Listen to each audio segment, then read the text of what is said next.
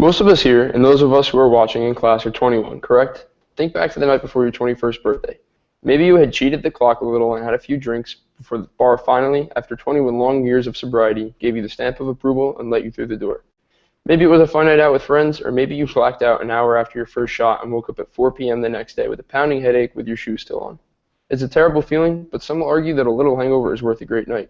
More people would argue that, even if they started drinking before they turned 21, they are and have been smart enough and responsible enough to make the decision to drink. So what would happen if we push back the drinking age to 18? After conducting thorough research and compiling evidence, we looked at the effects alcohol has on us, the legality of drinking ages in America, and if a minimum drinking age works to help keep kids safe.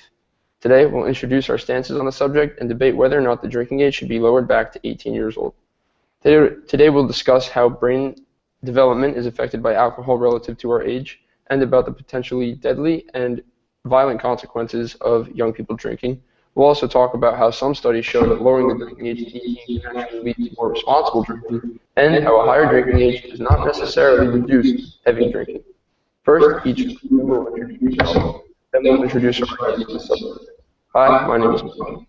Hi, my name is TJ. Hi, my name is Matt.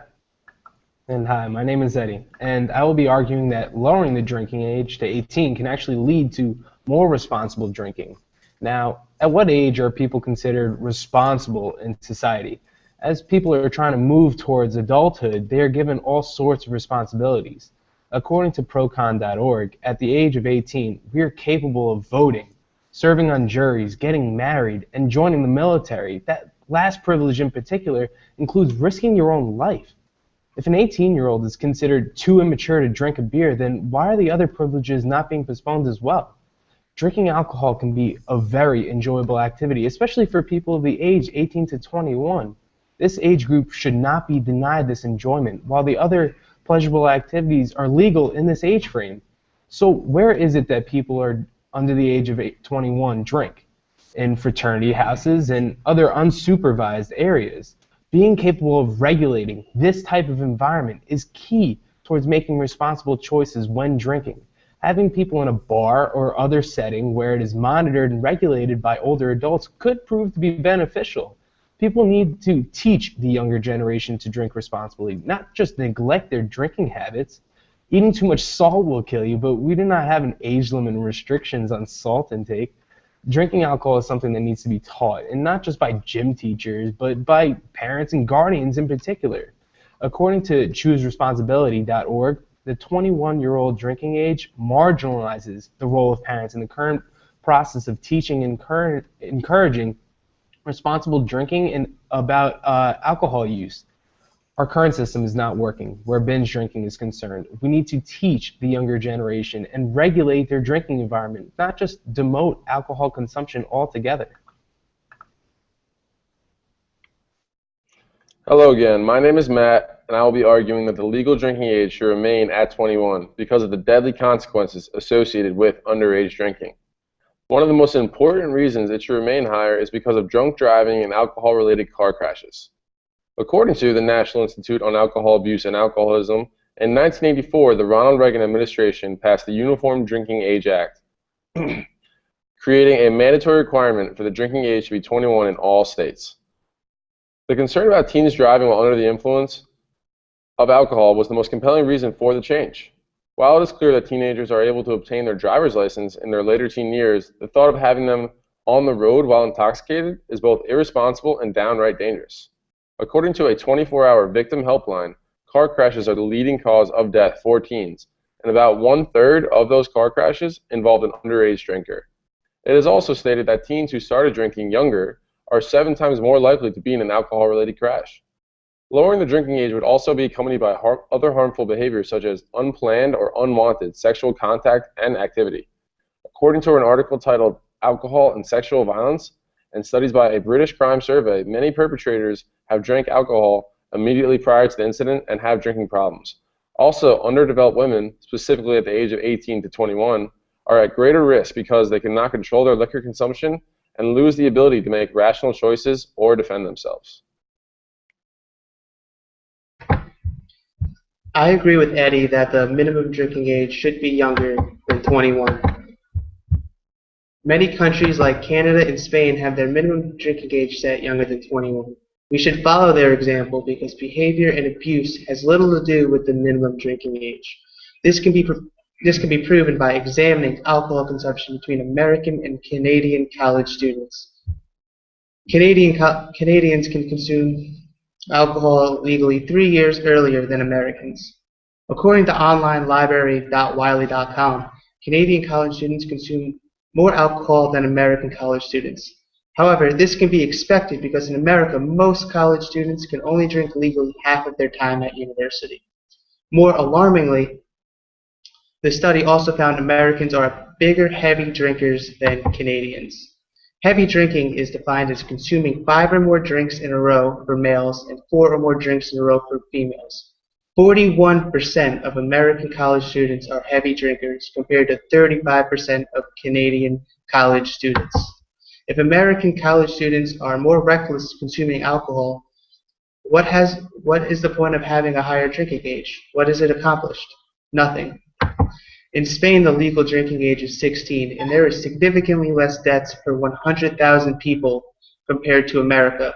According to WorldLifeExpectancy.com, in Spain, there is 0.67 deaths per 100,000 people annually due to alcohol overdoses, and in America, there is 2.91 deaths per 100,000 people in America.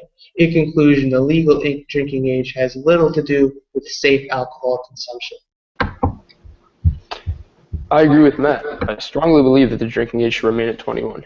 According to a new study published in the journal called Alcoholism, Clinical and Experimental Research, people may experience negative effects of alcohol on brain development even into their late 20s. What that means is that some of the most important parts of our brains are still growing even when we're legally allowed to consume alcohol. When alcohol is consumed and absorbed into our blood, it flows to the brain. It can chemically slow the formation of the cerebral cortex. This deteriorates the general brain health, which impairs learning ability and memory in the short and long term. Most of us, hopefully just those of us who are 21, know the effect even just a couple beers can have on our behavior, our ability to make decisions, and our memory. So it should come as no surprise that there are long-term effects that mirror those we feel when we get drunk. And according to an article from NPR, which cites a recent study led by neuroscientist Susan Tappert of the University of California, San Diego, underage drinking may lead to irreversible brain damage. Our adolescence and our early adulthood are the only times in our lives where our brains are still developing. If we damage our brains now, there is no way to fix them or reverse the effects. Alcohol has measurable, permanent effects on our brain, so there is no reason to make it more available to younger Americans. Well, now that we've all introduced our stances on the subject, we're going to move into an organized debate where each member will have the opportunity to elaborate on their main idea, and other members will have the chance to respond and ask questions. First, we'll hear from Matt. Eddie, you stated that having young adults in a bar or club supervised by adults would prove to be beneficial. But according to drinkingage.procon.org, neighborhoods with higher densities of bars and nightclubs and other alcohol-selling establishments suffer more frequent assaults and other violent crimes. Is this really the type of environment we want to encourage the population of young adults to be a part of? Well, now, with any environment, people should be aware of where they are and the people they surround themselves by. There should be bars designated for a younger age group in place. For instance, one that targets people aged 18 to 25. Also, parents should assist and advise their children with good life decisions. Well, Matt, I would like to bring up a point for you to expand on. You talked about the necessity for teenagers to drive a few years before they receive the privilege of drinking. But according to alcoholalert.com, since 1982, 2 years prior to the Uniform Drinking Age Act establishing a minimum legal drinking age of 21, there was a decline in drunk driving fatalities which occurred across all age groups and all demographic categories. Therefore, you cannot reliably attribute a decrease in drunk driving fatalities to the minimum legal driving age being bumped up to 21. Also, there are fewer drunk driving traffic accidents and fatalities in European countries with a minimum legal drinking age of 18. Yes, the United States did show a decrease, but it was less than that of any other European nation who kept the legal drinking age at 18. So can you please expand upon this? Yes, well, Eddie, according to DUI.drivinglaws.org, although drivers under 21 represent only 10% of total drivers on the road, they are responsible for more than 17% of fatal alcohol-related car crashes. Also, individuals from the age of 18 to 21 have a much higher tendency to binge drink or consume large amounts of alcohol in a short period of time. Of the victims involved in intoxicated underage car accidents, on average, their blood alcohol content is about 0.40, or 5 times the legal limit. This puts these young drivers and other vehicles around them at a much higher risk of getting into a car accident. So, although your facts may be legitimate, younger drivers are clearly at a higher risk for alcohol-related car accidents. Well, you guys both brought up really interesting points, but you know where I stand on this subject, so I would actually like to direct a question to Tom about something he mentioned earlier. You said that drinking age has little to do with safe alcohol consumption. However, I think that your argument may be based on an incorrect correlation. In America, you say that there is a culture that creates reckless drinking habits for college students.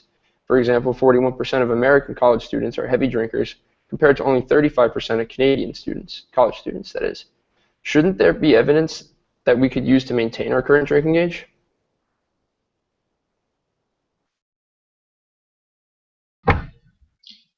Well, I believe the issue lies in the drinking age being higher in America. Canadian college students drink more alcohol overall, but they participate in less heavy drinking. Heavy drinking is what leads to irresponsible behavior, and I believe binge drinking has to do with a lack of access to alcohol. Irresponsible behavior is the issue that needs to be focused on here. Now, I have a question for you, Mike. You said alcohol may have negative effects on the body, but the minimum legal drinking age will not affect an individual's disposition towards alcohol. According to ArcSite, JaminNetwork.com, they found out that male children raised away from their alcoholic relatives still expressed alcoholic tendencies later in life. Therefore, environmental factors, like a different legal drinking age, has little to do with predicting alcoholism. And as unsettling as it may sound, people who are genetically favored to become alcoholics will likely damage their bodies regardless of the minimum legal drinking age. Do you think raising the minimum legal drinking age will protect genetically inclined alcoholics? Well, again, I have to agree with what Matt said earlier. Alcohol really produces a vicious cycle in our brain, with our brain and our behavior. And a lower drinking age could potentially open that up to more individuals becoming addicted to alcohol earlier in their lives. Now that we know how much damage alcohol can inflict on our brains, we need to understand how this might change our personality and derail our lifelong objectives. Consider this. A person at the age of 18, and even with a generally responsible consumption rate, that person's brain will be impaired by the chemicals in the beer, wine, and liquor they put into their bodies. Those chemical reactions will cause them to lessen their cognitive abilities to remember and learn new things, which will ultimately put them in a disadvantage when competing for jobs or scholarships against others who waited until their brain was ready to start drinking. So to put it more bluntly, the dumb decision to drink underage only serves to make you more dumb, which in turn can make you more poor, less healthy, and more depressed in the long run. And I know that may sound like a slippery slope argument, but according to the Oxford University journal on a journal called Alcohol and Alcoholism, a study revealed that men with lower levels of education are more likely to engage in very excessive drinking. Clearly, there is a link between consuming alcohol, harming your personal health, and risking your professional future. That's a very good argument, Mike, and thank you for the rest of you for your contribution. Today we learned the pros and cons of whether drinking age should be changed to 18 years of age or kept at 21. The pro side argued that lowering the drinking age can lead to more responsible drinking through regulating the younger generation's drinking environment and also having parents play a bigger role in teaching responsible drinking habits. The pro side also argued that having a higher drinking age can cause college students to drink less overall but participate more in heavy drinking, which is more dangerous. The con side argued that there can be deadly consequences of underage drinking due to social factors like peer pressure, drunk driving accidents, and unwanted sexual activity. It was argued that the human brain is still in development at the age of 18 and even 21. and will be harmed by alcohol consumption, which will hinder memory and learning. Needless to say, alcohol has had a strange history in America, but the fight to end prohibition does not mean Americans support the reckless abuse of alcohol. When teenagers' lives are at stake, many people would agree that putting their lives at risk is not worth starting the party only a few years sooner. Thank you.